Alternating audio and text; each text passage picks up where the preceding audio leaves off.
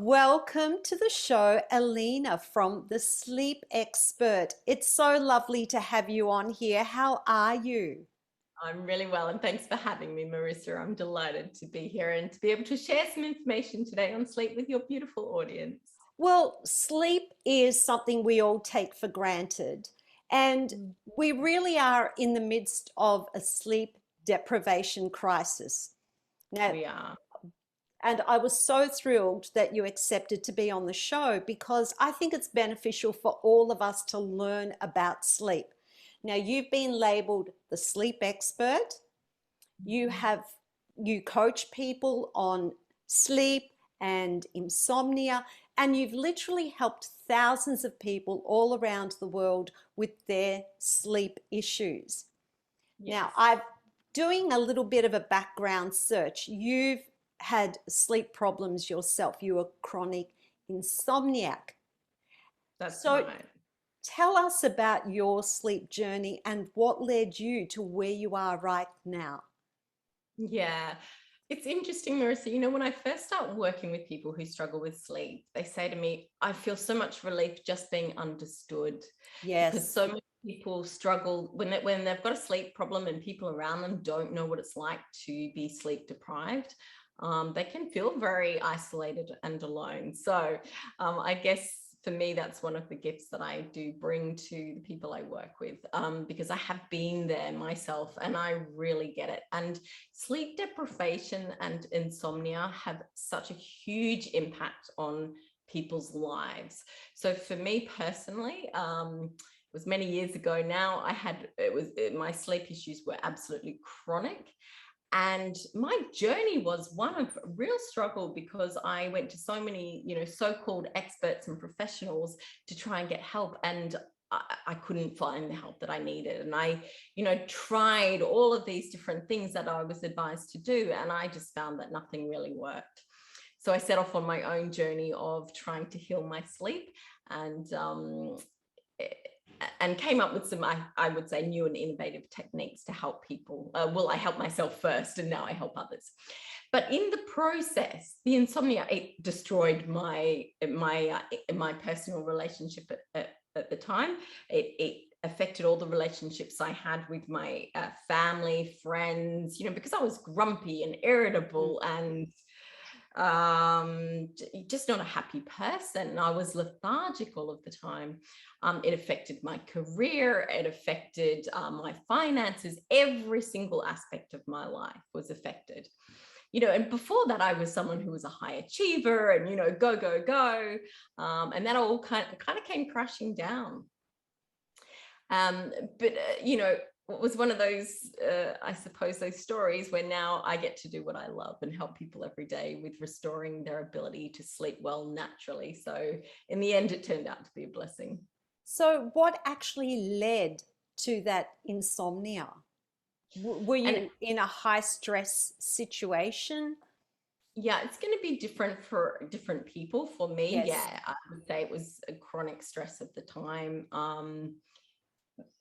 But I didn't necessarily realize that's what was going Mm. on, and I see that a lot in my clients today. And one of the first things that we will often work on is just helping people to understand, because it's like we've got a new level of stress these days that's become normal, and so people, because it's normal, people don't notice it's there. So that can often be an important starting point for people, not for everyone, but for a lot of people, for sure. Yes. And Yeah. I know in our in the entertainment industry, there's so many of us, especially the ones who have professional careers, that sleep is a problem. That people, if they do a gig and they're on a high and they have that adrenaline and then they get home, they're still on that high and it's really hard for them to come down. And it does lead to all sorts of problems. But so why do we need sleep? Why does our body and our brain, why do we need that important sleep? Oh, wow. Sleep is so, so important to our health and well-being. So during the daytime, we're breaking down, we're doing things, we're achieving. And the body and the mind are actually breaking down in some capacity. So it's our nighttime where we heal and we regenerate and we restore. So without that, we are just breaking down, right?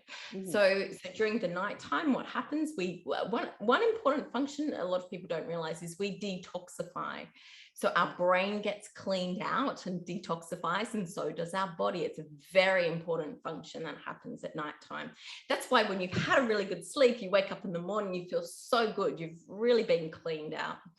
And then also in terms of the other functions, so mentally, emotionally, energetically, I would say even spiritually, we heal overnight. So on a physical level, we're detoxifying. We are our cells and our organs are regenerating. So it's the fountain of youth. Yes. On an emotional level, our hormones are being rebalanced. And they've done studies to show that sleep is actually the #1 determinant of happiness, not money, sleep. So emotionally, it's very, very important. And obviously energetically, if we sleep well, we have so much more energy the next day. Yes. So it's on so many different levels, but it's Yes. really like in a nutshell, we regenerate and heal overnight. Yes. I heard somewhere that when we go to sleep, our brain goes into a dishwasher mode. It's like we Yeah, set the dishwasher at nighttime and then we wake up in the morning and all the dishes are clean. And it's I like, love that. yes, Yes, and so while we're exactly. sleeping, it's like the dishwasher goes off in our brains, and it gets rid of all the debris of all those cells that are in decline. And That's such a good analogy. Yeah, yeah, I exactly. love that. And that's the only way I can remember it is through talking about it as a dishwasher. So, Right. what is the desired amount of sleep? Because I've heard Mm. it's like 7 to 9 hours. Yeah. What would you recommend to your clients? And does it vary from person to person? So 7 to 9 hours is good, and it will vary a little bit person to person.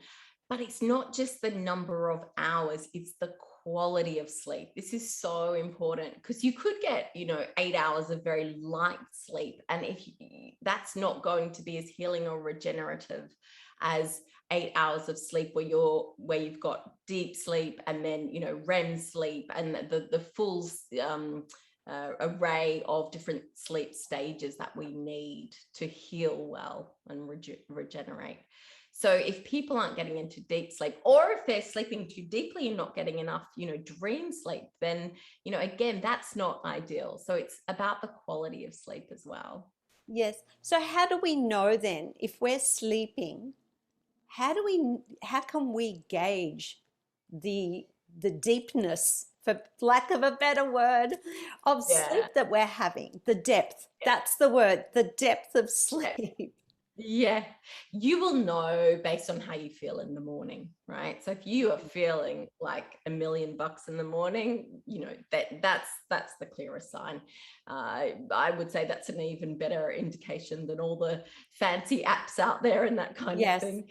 But you'll know because, for example, if it's really hard to wake you up at night, so some people will wake up with the slightest noise, but if you're a deep sleeper, you know that little noises don't wake you up. Mhm. So yeah, so it's like how easily do you wake, and then also what do you feel like in the morning? Yeah. Yes. Now, I have a mother-in-law who has real sleep problems. And Right. she said, well, for as long as I've known her, and that would be 30 years, she's never slept properly. Now, I know she is a highly emotional person. And we were Right. having this discussion between my husband and I last night. And I said, like, she's very, very emotional.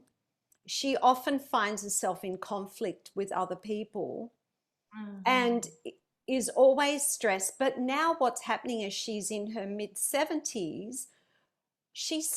Her body seems to be breaking down as Yeah. well. Like some of her organs are not working the way that they're meant to, like her kidneys are now starting to malfunction. She's having tests for her pancreas, and all these little things are starting to happen. Would that be, would sleep be a contributor to those problems? Well, it very well could be. If she hasn't been a good sleeper for that many years, absolutely. She's missed out on a lot of really healing time.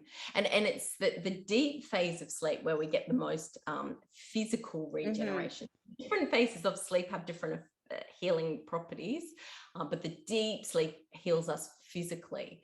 So if she hasn't slept well for so long, absolutely, it would have had a huge impact. Huge. I just have to share this though. I was staying with her in a hotel room, and I remember just rolling over at about 5 o'clock in the morning, just rolling over casually. My eyes happened to open, and there she was with her eyes wide open staring at me. It was so freaky. Wow. She was awake, right? She'd been awake for hours. Yeah.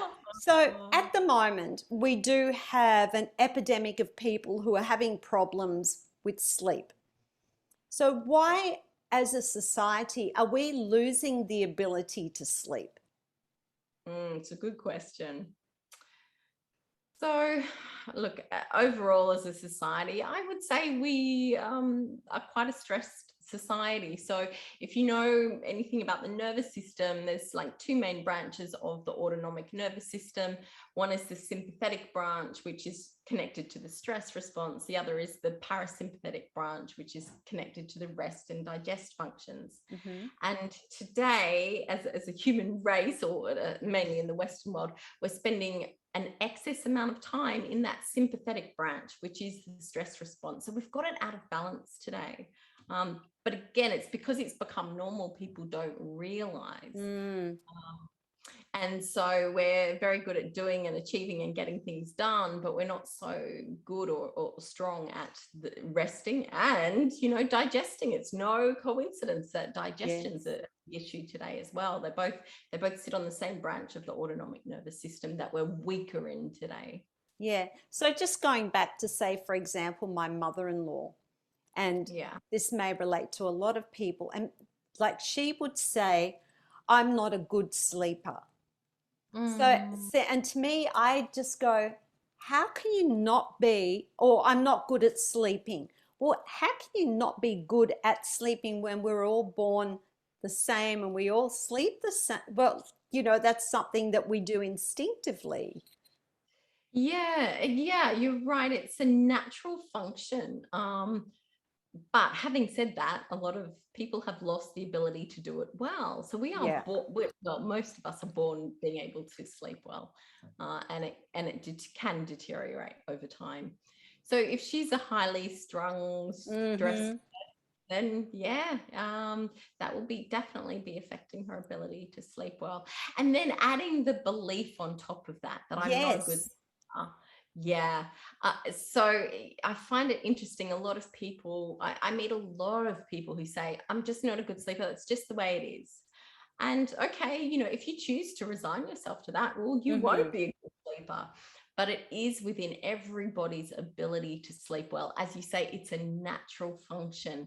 So if we remember that, and basically our system is out of balance when we're not sleeping well. It's giving us information.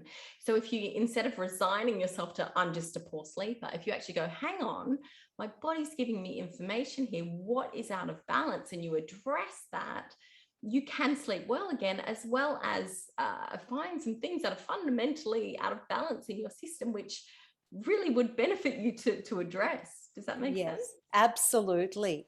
Do you believe that COVID-19 has created a bigger issue or bigger problem that was there before the pandemic in terms of sleep? It's such an interesting one. I find people have kind of gone two different ways. Some people are loving like the extra flexibility they've had working from home and not having the travel time, and they're actually sleeping better. And then there's another group of people who miss their social life and the boundaries that they used to have between work and home, and a number of other things, and they're sleeping worse. So it's kind of it depends, but two different types of impacts on people. Yeah. So Do you find that with your clients, is there a particular industry where you seem to find more people from that kind of work come to you than, say, another occupation? ooh, yeah, there are. I'd say it's more that there are patterns that come Hmm. out depending on the type of industry. So definitely notice that there are certain industries I work more with, because I'd say that there's probably more pressure put on certain industries, Yes. but in particular relevance to your audience. I'm sure you have a lot of creatives listening to Yes. your, Yes. yeah. So a few common patterns I find with creatives. Often a very common pattern is they like to stay up late because that's their Yes. creative time. Hmm. Yeah. So there's certain things to be addressed around that. What else? Creatives can often be very emotional personalities. You can say highly strung. We won't be offended. well, well, yeah, interesting. Some of them are highly strung, but some just feel a lot. And so it's like, so a couple of things around this is like, so going to bed late, it might be working with, okay, how do we find creative time during the day so you can still get to bed earlier, like really identifying how it serves them to go to bed later, and then shifting that, or accepting that's the way it is, and just making sure that there's quality sleep, and you allow yourself to go to bed later and get up later if that's the choice you make. So that's one area that can often come up with creatives. The emotions, it would be, sometimes it can be around like working with people so that the emotions don't bleed out and affect everything, rather than Yes. keep contained to what's actually going on at the time, because our emotions absolutely affect our sleep. You've got to remember, emotions are energy in the body, and so our energy patterns will affect how we sleep. Mm. So yeah, so Yeah. there are a couple of particular areas for creatives. And what about demographic and gender? Do you find there's a certain age group or more men or women that come to you? Mm. Generally speaking, there'd be a few more, like probably around 2/3 women, 1/3 men, and Wow. that is reflected in statistics as well. Women don't actually sleep as well as men do, at least that's what the statistics say. Yeah. I was Yeah, going to say that perhaps men may not seek help the way that women do because men are not yes, very good at going to the doctor, etc. Or look yeah, at a lot of things as mamby-pamby. yeah, exactly. Yeah, Mm. I definitely think that plays a part. In terms of ages, look, sleep affects all ages. So the majority of my clients would be between 30 and 50. Mhm. Um, but it affects people of all ages. Women, so as a generalization, so this isn't true Yes. for all men, women tend to struggle more with falling asleep. Men struggle more with waking up during the night. So Mm. it's, yeah, some of those patterns are interesting as well. Wow. Yeah. So let's go into some myth busting before we go Yeah. into some of the problems. Like we're going to dig deeper regarding the problems associated with lack of sleep. But there's so many myths, and I don't know what's a myth and what's a truth. So, Yeah. for example, caffeine before bed. What's the general rule of thumb around that? So anything that is going to stimulate your system, it's helpful to sort of avoid that in the lead up to bedtime. But I just want to say it's more a symptom of what's going on rather than the cause. Ah, So the biggest myth that I find around sleep is that is that hour or two before bed affects the ease and quality of your sleep. And whilst it does play a part, it is a very small part. So it's our entire day that affects the quality of our sleep. So yeah, sure, you can cut out coffee or reduce coffee, and that's definitely important, but it's just one, I would say, often small factor relative to the bigger picture. So if someone is drinking a lot of coffee, usually there's someone who pushes themselves, who's trying to achieve a lot, who's working on stimulating their system. So there's a whole range of things that sit behind that. Maybe there are some beliefs that need to be changed, or maybe the person needs to look at working on being more than doing all of the time. Yes, And that makes sense. Because if someone's wanting more caffeine and they believe that they need that energy, they must be pushing beyond their natural energy levels. Exactly. Yeah. Yeah, I never thought of it that way. So it's like a Yeah. personality type or a characteristic or a situation. Exactly. And in our society, cultural as well, because there's a Yes. emphasis on doing and achieving in our culture, and pushing yourself. Yeah. A lot of my clients, their to-do lists are so long, and it's like, whoa. Welcome to my world. When do you get some time out to just be and relax and chill? Yeah. Yeah. Well, I've found the only way to do that is to schedule it in your planner and in your diaries, to block out time for exercise or for a walk or whatever it is, because otherwise it doesn't happen. You have to really schedule it, don't you? And then there's a situation of food. People say that if you have carbohydrates before bed, and some people, when they wake up in the middle of the night, go and hit the fridge thinking that that's going to help them sleep. So what's the association then with food and sleep? Ooh, yeah. So first of all, I would say in an ideal world, but we don't live in an ideal world, but in an ideal world, you want to avoid food a couple of hours before bed, and especially liquids, so you don't need to get up and go to the bathroom at nighttime. Food can often be an emotional comfort for people. It can help people have a dopamine rush, or help people feel good, which helps them to get back to sleep. So again, it's symptomatic of other things going on. So I would encourage people to actually look at, why they needing to eat so close to bed, and there's some things that could be changed around that. Yes. Yeah, sure, carbohydrates can help, but they should not be necessary to be able to sleep well. Yeah. So there's something missing if that's necessary to have a good sleep. Yeah. And like for me, my thing that gives me a bad night's sleep is alcohol. So, for example, if I have more than what I would usually have, I only drink a couple of nights a week. But just say if I'm having a good time and I have a glass or two more than what I would usually have, because celebrating or whatever, I go into a deep sleep the first 4 hours. Then from that point on, I'm in and out of sleep. So I have that really deep sleep, and then I go into this like dozing for the next 4 hours. Yeah. Has there been any research around that, or is that a thing? Yeah. Basically, alcohol changes out what we call sleep architecture. So the sleep cycle is different. So it takes us away from what the ideal sleep architecture is. Yeah.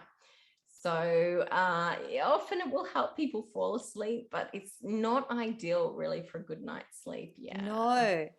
Yeah. I mean, I can have a stomach full of carbohydrates, that wouldn't worry me. But yeah, the alcohol is the thing that really disturbs my sleep. Yeah. Yeah. Yeah.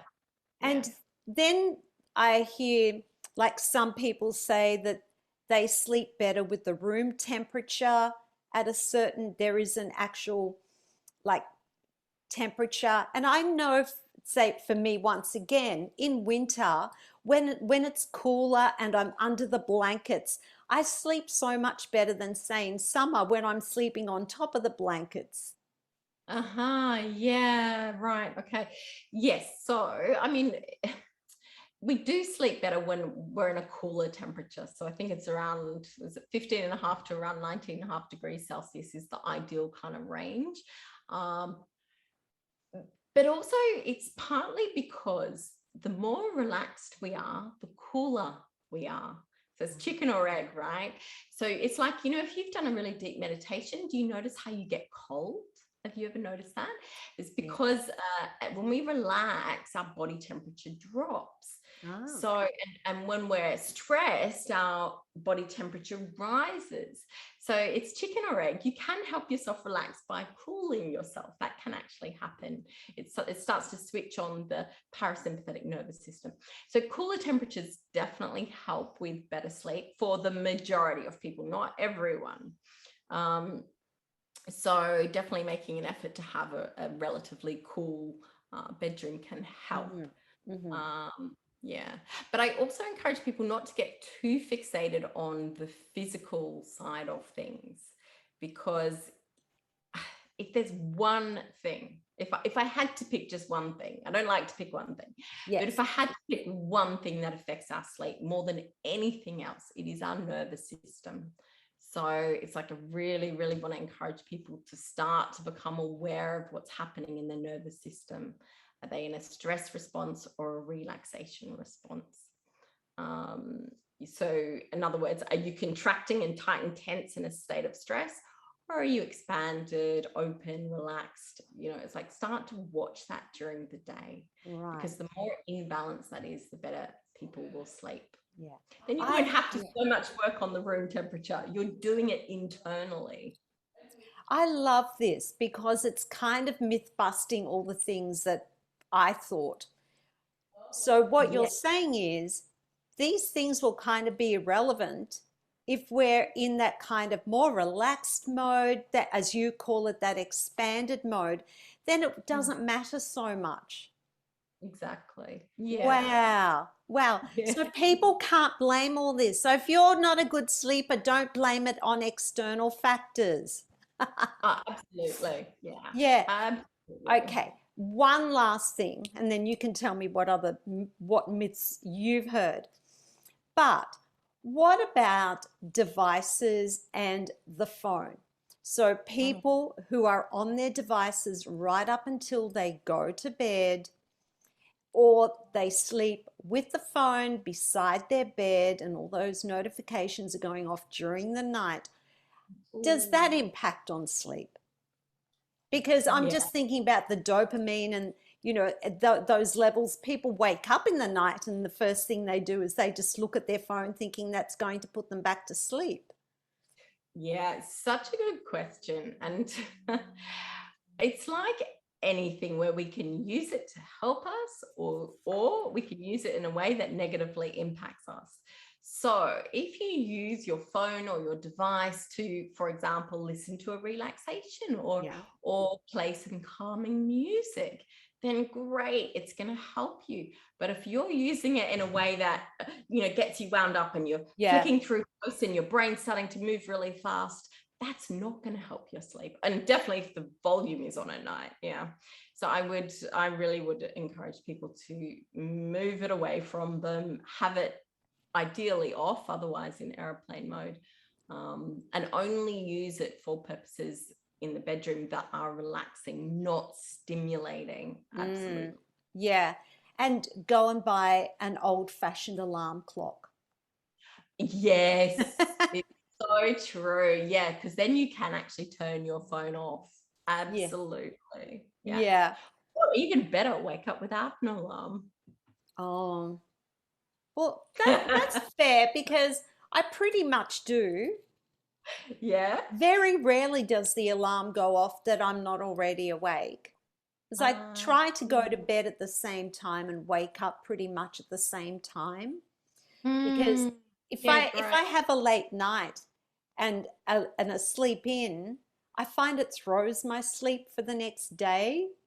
Whereas Yeah. if I have a routine, that's my thing. But I have to, I am very, I wouldn't say highly strung, but I am a little wired. Goes with the territory. And Mm-hmm. and I have my thing where I eat maybe 3 hours before bed. I try and disconnect from all my devices 2 hours before bed, and go, and I have an alarm that goes off an hour before bedtime to remind me it's an Oh, hour yeah. before bed. So I have like a ritual around all this stuff. But No. that works for me, you know. Yeah. Yeah, and I can't even watch, you'll laugh at this. I can't even watch a detective show, a murder mystery, anything with blood and guts. I have Mm, to watch shows like The Real Housewives that are so boring and so insignificant and so do not stimulate my mind. They yeah. put me to sleep. So I have a good night's sleep by watching that rubbish. Yeah, yeah. Yeah, this is another interesting sleep myth. And Yeah. I love you brought that up, Marissa. So a lot of people are told don't watch television before bed. And it's just, to me, this is not true.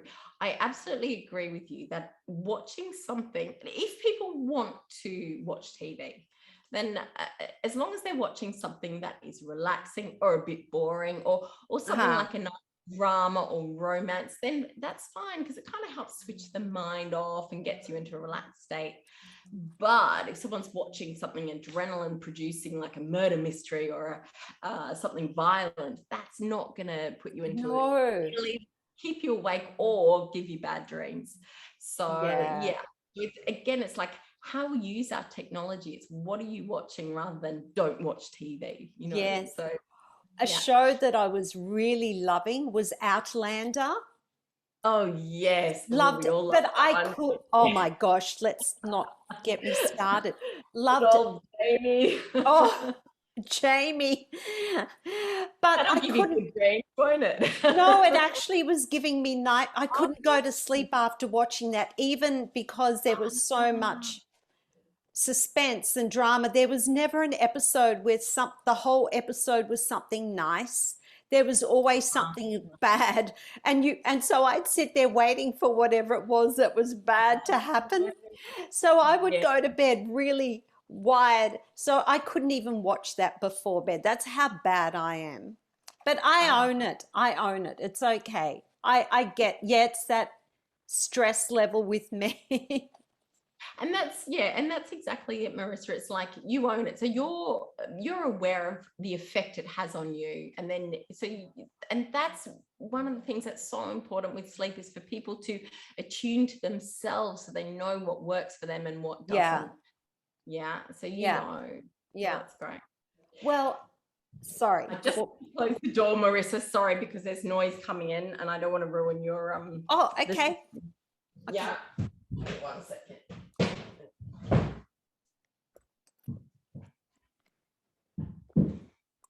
I apologize if you could hear background noise, but No, I actually couldn't. oh, good. Yeah, Okay. no, all good. Okay. So let's unpack now some of those problems associated with lack of sleep. So I'd like to go into the physical, the mental, the emotional. You talk about the spiritual as well. So what happens in terms of the physical? What are some of the things that can go wrong with our bodies if we don't sleep properly? Oh, wow. Okay. Well, so it comes back to the general principle before of breaking down. So on a physical level, we are not healing. So our organs aren't healing like they need to. Our muscles, our bones, our brain, it's not getting the regeneration it needs. So on a physical level, that can cause anything for, like muscle atrophy, or so if you have a good workout at the gym and you're not sleeping well, your muscles won't have the time to recover and regenerate, which is what you actually go to the gym for. Yes. It'll affect your digestion. It will affect the function of your organs. If you have an illness, you won't get the time to physically repair overnight. It like quite literally impacts everything. So that's on a physical level.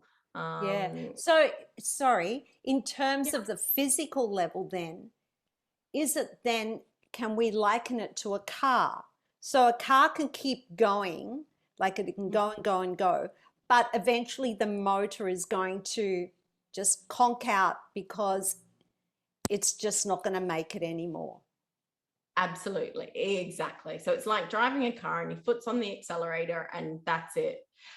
As opposed to sleep is like when you take it to the mechanic, you get your service, you fill up with petrol, you know, all of Mm-hmm. those necessary things. Give the car a clean, all of Yes. those. Yes. Yeah.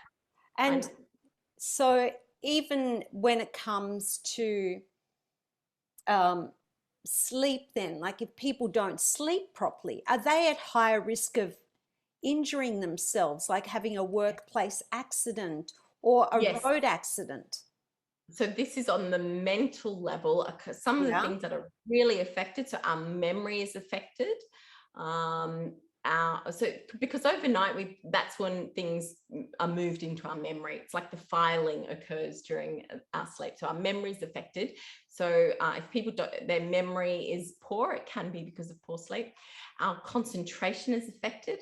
It can be very difficult for people to concentrate the next day, and also our response times are affected. So exactly what you've said, that can cause accidents at work, it can cause accidents on the road. It actually is a huge contributor to to car accidents and OH&S issues. So Yeah. absolutely. And I Yeah. like the fact that you talked about, without using the word intelligent, but I did read somewhere that that it impacts on our intelligence, that Mm, it was proven in 50 years of sleep research that people who sleep better, have more, like a better quality sleep, are far more intelligent than those who aren't. So I apologize in advance if someone is a bad sleeper. I'm not calling you dumb. Oh, yeah, it's a really interesting point, Marissa. So, one of the things that happens when we sleep is the left and the right hemispheres of the brain integrate. So, I would say it's more about our capacity to use our whole brain rather than half of our brain. Mm-hmm. So people are usually dominant in one hemisphere. Creatives often are more right brained, the analytical type people more left brain. So the more good quality sleep we get, that's the time when our brain crosses over and really integrates. So from that perspective, yes, we Yes, are more intelligent if we sleep better. yes. Absolutely. And interestingly enough, this research affirms what you just said, and because it was across all industries, it wasn't just necessarily people who were in a specific job, it was people across all occupations, so both sides of the brain. Interesting. Yeah. Yeah.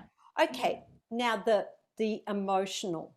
And I can tell you from my perspective, and this is a little incident that I'll use because it's a funny thing. My daughter is a dancer, and she was dancing at a Stedford, and I had to fully sequin a long, like a full length unitard for her, and it was Uh-huh. individual sequining, and I was supposed to have help. That person bailed on me, and I was left to do this, and I literally had all night to get it done. And I ended up staying up till 5 in the morning, sequining. I had to be up at 6. So I took my daughter, I did her hair and her makeup. She was only like about 10 at the time. We get to this Stedford. Someone just, who I knew, just asked me how I was. And I burst into tears uncontrollably, without even, like, it was just a response that I had no control over. And it's happened to me that if I don't sleep well or go into a deep sleep, or if I'm sleep deprived, I am a mess. Like I cry at the drop of a hat. Is that a Yeah. thing, or is that just me? It is a thing, yeah, because we heal not only physically and mentally overnight, but emotionally. So, one of the roles of our dreams is to help us figure things out emotionally, right? Mm. So, if we're not getting enough sleep, we don't get that emotional healing overnight. So, from that perspective, yes, we will be more emotional. And also it affects our hormone production and how imbalanced our hormones are.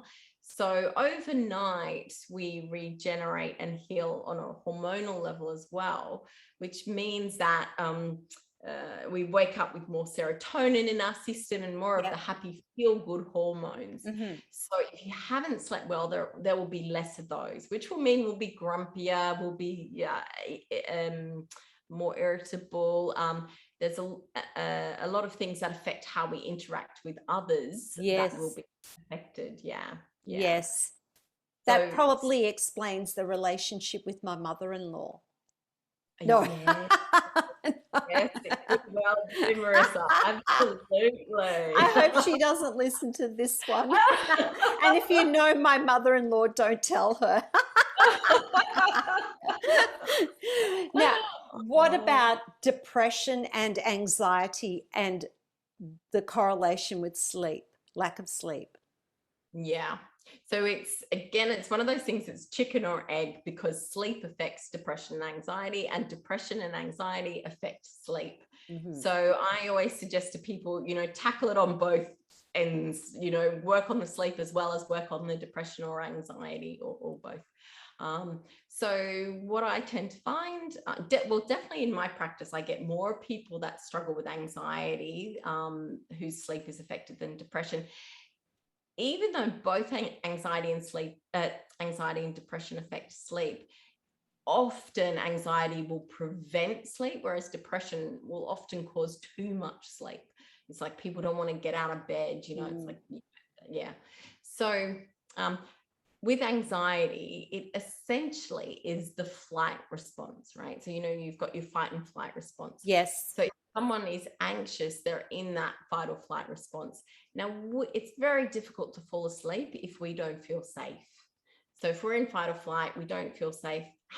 It's our survival response to not go unconscious, because we've got signals in our system that we're not okay, we're not safe. So of course we won't fall asleep, or less likely to. And that's meant to help us. But when it's happening long term, obviously it's detrimental. Yeah. This makes so much sense. This is amazing. Thank you. Now, can we train ourselves for better sleep? Oh, absolutely. Yes, we can. You Yes. can ask me how.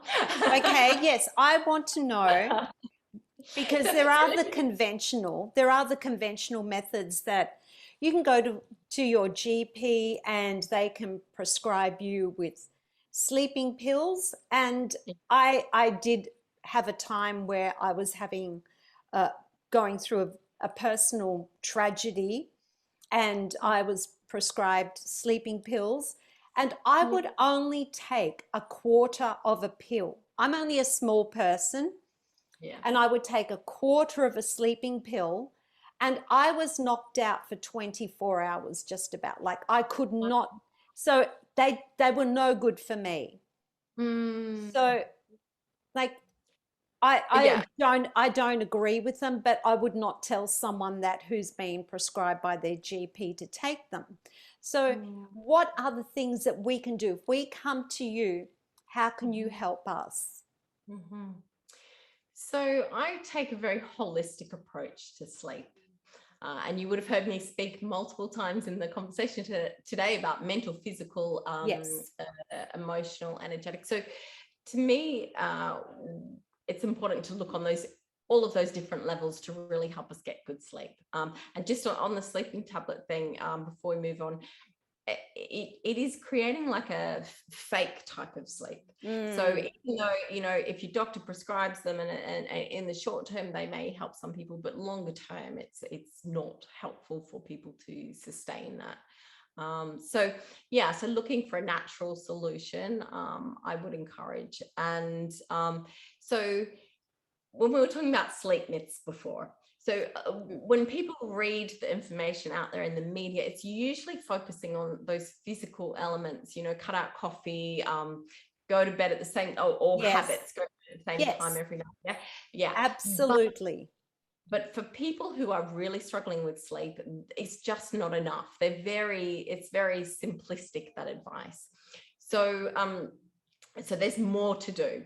So I would say, like I mentioned before, number one thing is really working on the nervous system to bring the nervous system into balance. Now, what affects our nervous system?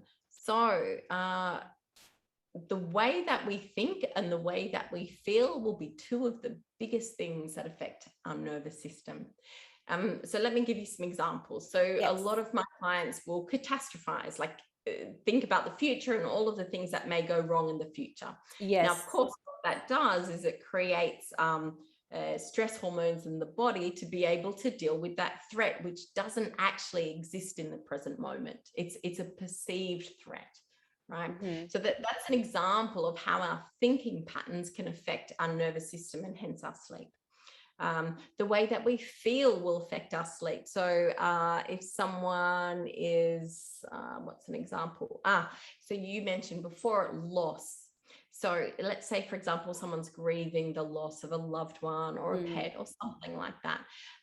Then what's important is to move the energy through the system. So it's not, in our society, we are taught to suppress so much. Yes. And it's to allow the emotion to move. So again, the nervous system comes back into balance, because if it's stuck energy in the system, it's no longer energy in motion, but rather stagnant energy, we don't sleep as well. So it's because it affects our nervous system. So the way we think and the way we feel will affect our nervous system, which affects our sleep. So actually, something that might be of interest to the people listening right now, your audience, if they believe this is not necessarily relevant to them, I'd like to invite them to do a little test. Okay, cool. I'd like a test. Yes, great. All right. Place a hand on the upper chest and on the belly. Any hand, it's fine. It's really just to notice where you're breathing into. So I invite everyone to just take a moment and just notice, are you breathing more into your upper chest, or are you breathing more into your belly? And don't control the breath, just allow it to do what it was naturally doing before. Or are you holding your breath? A lot of people do. Wow. I do that. I notice that when I'm feeling a little uptight, I am holding. Yes. Yeah. So if people are noticing now that they're breathing shallowly, high and fast in the upper chest area, that's usually a sign of stress or anxiety. If they're breathing into the belly area, then great. Okay, that's more relaxation. If they're holding their breath, that's more like the freeze response. And that's, I hate to say this, Marissa, but probably the more extreme of the responses. Yes. Yeah. And a lot of my clients are breath holders, or shallow breathers, and so these are signs of what's happening in our nervous system. So I'm not saying that is the cause of poor sleep, but it's an indication of what's happening in the nervous system, which affects our sleep.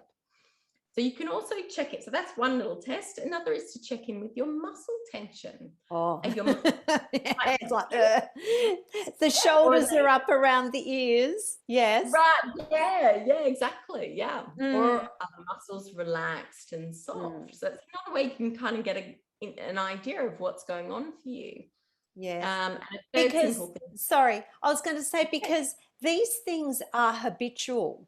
And what I do is I set alarm triggers during the day to check in. So every couple of hours, and it drives everyone absolutely insane that's around me, an alarm goes off, and I just do like a little check-in of, okay, how's my body feeling right now? That's Mm. just my thing. Yeah, Yeah, yeah. because it's Well, become really important to me. I like to try and improve the quality of life. I want to have a good yes, quality of life in every area if possible. Yeah. yeah, So, sorry, exactly. that was Yeah. my little interruption. Yes. So my question for you, Marissa, would be what kind of alarm do you have go off? Oh, it's just a phone alarm. Yeah. It's the So one I wake up to in the morning. here's an offering. It's just if you Yes. are going to set an alarm, to do one that's gentle and soft and soothing so that you're Oh. not startled. Sorry, that's so funny because mine startles everybody. Yeah. It is not calm and soothing. Yes. It's like a fire alarm almost. Okay, I'm Yeah. going to try that. Thank you. Yeah, you can actually set change the settings so that you can have a song or something that is your so-called alarm.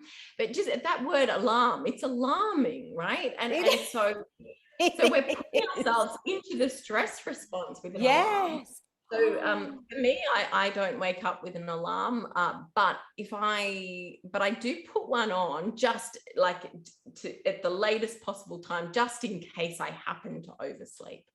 And that so-called alarm is just a beautiful, slow, relaxing song that gradually gets louder so that I'm not startled awake, but rather I just gradually come out of Yeah. my beautiful slumber, Yes. right?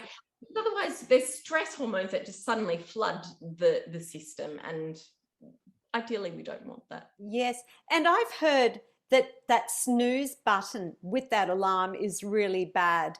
Like it's a terrible way to start the day is to constantly go snooze, snooze, snooze. So that alarm is going off every, I don't know, 10 minutes. Yeah, imagine all the surges of hormones, stress Exactly. hormones each time the alarm goes off. Yeah. We don't need any more of those. We have enough. Well, and exactly, that's right. Yeah. And if someone's snoozing that many times, they're probably not getting enough sleep because otherwise, Mm. why do you need to snooze? So there's another issue going on there. Yeah. Yeah. Yes, I love how you keep bringing it back to there's something else going on there. So, Yeah. so we've been basically all the information we've been fed is on such a superficial level. Such a superficial level. Absolutely. Yeah. Absolutely. So, Yeah. what are some of the things that you do with your clients? What are some of the therapies that you Mm. use with your clients to help them with their sleep issues? Yeah. So if there's anyone out there listening who has tried lots of different things and nothing has worked, I hear this from person after person. I really want to reassure them that it is possible for anybody to sleep well again. And people, when they've tried so many different things, often start to think, oh, there's no hope, but there is. Mhm. So some of the things I work with just to help people get an idea of really what we need to look at to get a better night's sleep. I will be looking at the nervous system, like I've mentioned many times, Yes. brain waves. So brain waves, we during the day when we're concentrating and we're active, we're usually in what we call beta, which is a fast brainwave state. When we're in deep sleep, where we're getting really high levels of healing, we're in a really slow brainwave state called delta. So often people's brains have forgotten how to shift from the fast brainwave state to the slow one. So we do work with how to slow the brainwaves down and the ability to move easily between those states, so that deep sleep can be achieved. And sometimes it's necessary to learn that during the day when you're conscious so that you can do it when you're unconscious at nighttime, because you can't control what's going on when we're unconscious. Sleep mindset's really important. So like you said with your mother-in-law, she has this belief that she's just a poor sleeper. Well, okay, so if you believe that, then you're never actually going to be able to work on your sleep. So shifting our how we prioritize sleep and the beliefs that we have around sleep are really important as well. Like I mentioned, a lot of my clients that like their to-do lists are so long. It's like, hang on, are you prioritizing sleep? So sleep mindset. Something else that's really important as well is to have a good sleep have good sleep technique, so that, look, even the best sleepers will have a night where they don't sleep that well. Yes. And to have a technique ready to use can be really helpful, rather than just lying in bed thinking about all your problems. So, people don't realize the mind is just running and running and running, and whatever thoughts we're having will be affecting the chemistry that's produced in our body. So having a good, and I really encourage body-based techniques like slowing your breathing down, really taking your awareness and presence into your body, relaxing your body. So having some good techniques ready can be helpful. What are some other things? Being able to effectively work with your emotions is important, so that you're not going to bed overly charged. So people who have high anxiety levels or high emotional states that haven't been released from the body, it's like going to bed with your mobile phone when it's fully charged, right? Yes. If you try and plug it in and it's fully charged, it's not going to charge anymore. You need it to be depleted so that it will charge again, right? So if we have excess energy levels in the body because we haven't released emotional states or emotions, then we can't discharge and then get the sleep we need to then recharge. So we want this constant charge, discharge, and you can't do that if you're constantly charged. Yes. So, working on our emotional states is important as well. Anyway, I've given you lots of different ideas. Yes. Sort of general categories that are important to work with for sleep. In terms of a few practical tips to give your listeners that they can start to work on straight away, I would encourage people to firstly start to notice what they're thinking about. You have no idea how much this affects sleep, right? Yes. So are you thinking, and I'm just going to put this into broad categories, but are you having negative or positive thoughts? Yes. So if you're thinking about what might go wrong, or what some bad thing that someone might be thinking about you, well, that's going to be creating stress hormones in the body. And then when you go to bed at night, your stress hormone levels are going to be elevated. And if you're thinking about these things when you're in bed, then that's even worse. So watch your thoughts during the day, not just at night, but during the day.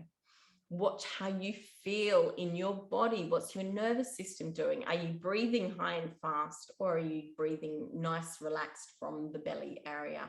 Are your muscles tight and tense, or are they nice and relaxed? Is your posture open and relaxed, or is it, curved over and tight? So watching these, observing these kinds of things will help us to attune to what's going on in our nervous system, and help us to know how to bring our nervous system more into balance. So if you notice you're breathing high and fast a lot, take a few moments during the day to just take some nice, big, deep belly breaths. Relax your muscles, open your posture, put a smile on your face. Like, even if we're not having positive thoughts, putting a smile will start to shift the way that we're thinking. And you can do that in bed as well. I always say to people, you want to do something that passes the smile test in bed. So if you're thinking thoughts in bed, you want to ensure that they're thoughts that put a smile on your face, not thoughts that are creating tension in your body. So that's a little trick people can use. So there are a couple of things people can start to work on. Fantastic. Yes. Yeah. And do you use hypnotherapy on? Yeah, because you have a few different, I see that you do meta coaching, NLP, sound healing, brain wave entrainment, brain mapping. I mean, that's a lot of different techniques. I don't know, other than hypnotherapy, I don't know what any of them are. Do you use one at a time, or do you use things in combination?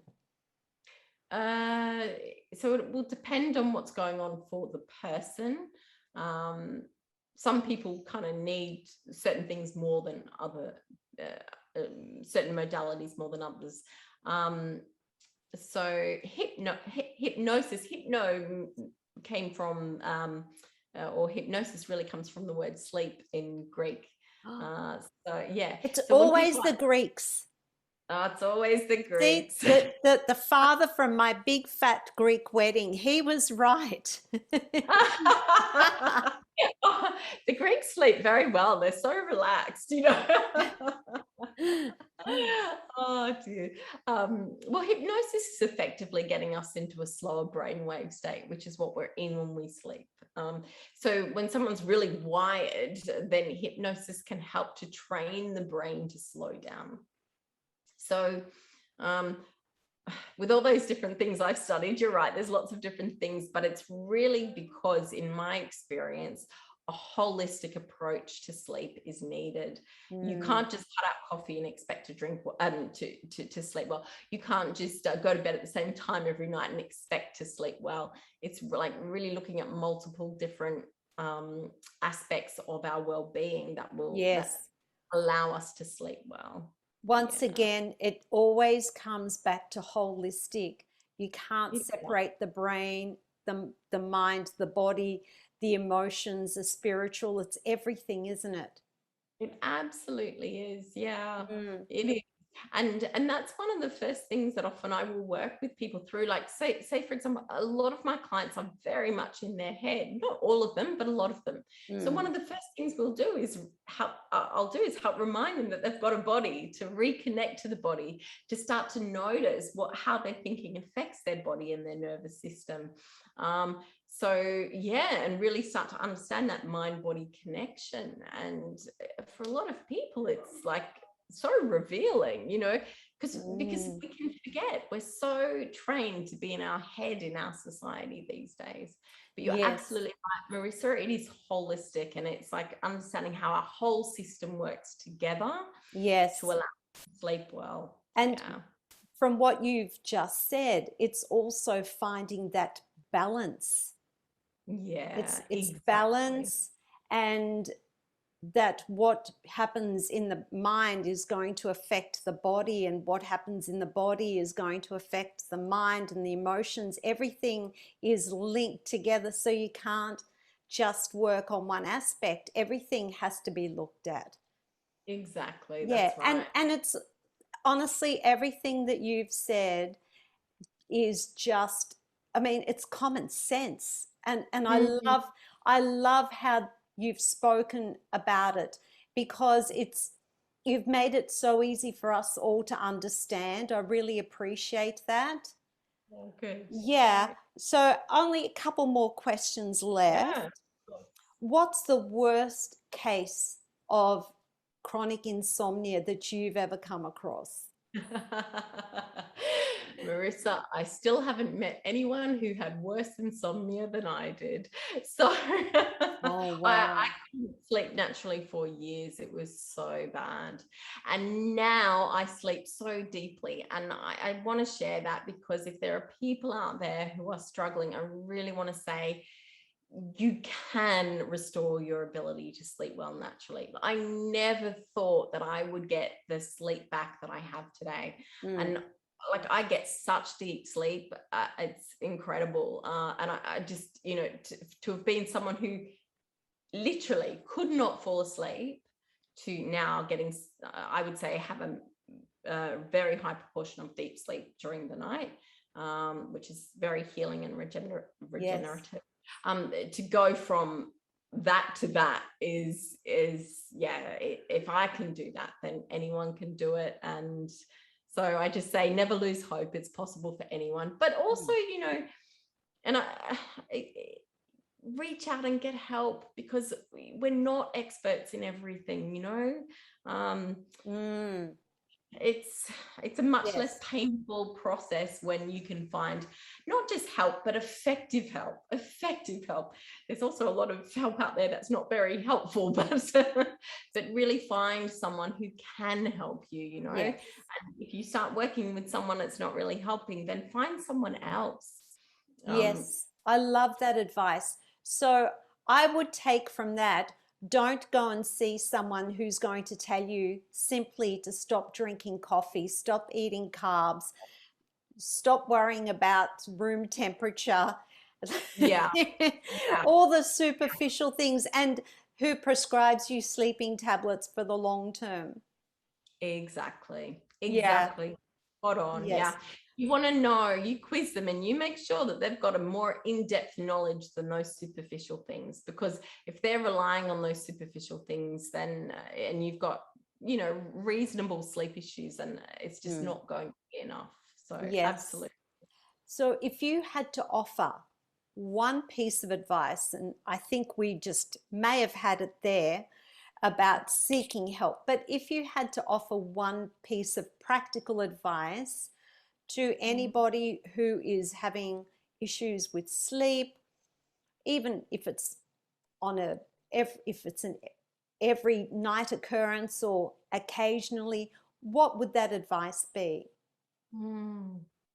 I'm going to say something a little bit different now. So I it's like that already. to so I did say seek help, but also attune to yourself. Really start to listen to yourself. Re-empower yourself. In our world today, we've got apps, we listen to external authorities, all of that. We're losing touch with ourselves. And Yes. sleep, the process of sleep, the daytime we're in the external world. Sleep is when we come back to the internal world. So build that connection to your internal world again. Attune to you. Listen to the signals your body is sending you. Listen to you. So, and listen to you over and above anyone else. Because it's, Yes. if we're listening to people outside of us, yeah, we disempower ourselves, and it starts to send our nervous system out of balance. So Mm, re-empower yourself, mm, truly attune and listen to what's going on for you. yes. I really resonate with that, Elina. I This might sound a little woo-woo, but I know, like, I haven't had pain relief for years, not a Panadol, nothing for years, right? Wow. Yeah. Because I've got to a point where I'm so in tune with my body, I can Beautiful. find the trigger point of where that headache, for example, is coming from, That's and amazing. literally knock it on the head. And Uh, people laugh at me, but isn't yeah. it powerful when you are so in tune with your body and your mind that Yes. we can empower ourselves, we can heal ourselves, but you Yes. have to use your intuition and you have to listen to your body, because Absolutely. your body will give you those answers. We have such an intelligent design, and we Hmm. forget. Yes. And all we need to do is remember that and attune to it. So yeah, absolutely. I love Yes. that. Yeah. Yeah. Well, look, I just want to thank you so much. This has been brilliant. I Wow. appreciate all the information that you've shared with us, and I'm sure the listeners are going to love it. I know there's a lot of people in our voice community that are not good sleepers because, and they may say, well, how do you know? And that's because I receive emails from them at 3 o'clock in the morning. So they Mm, are not good sleepers. Why aren't you in bed asleep at that time? I wake up mm. in the morning and there's an email that was sent in the middle of the night, and I'm thinking, my gosh, why aren't you in bed? But anyway, anyway, we're going to share where people can find you. We're going to share your website. So if people want to reach out to you, they can. But I just want to thank you from the bottom of my heart. You've been brilliant. You've been a great sport, and you've really shared some fantastic information with us. Thank you. Oh, it's my pleasure. Look, I'm really on a mission to help people to sleep well. I believe that if we sleep well and we heal and we regenerate during the nighttime when we're unconscious, then we can bring forth our most beautiful gifts to this planet during the day. And so if I can help empower people to do that, then, that's my contribution on this planet. So Well, it's my absolute pleasure. you're doing a great job. I love your Wow. work. Okay, well, I'm not going to keep you any longer. You've been very generous with your time already. Now you go and have a good night's sleep tonight. I and will. and I'm sure that you'll be receiving some emails probably from some of the listeners. I would love that. Yeah. Yes, well, take it easy. Thank you so much, Elina.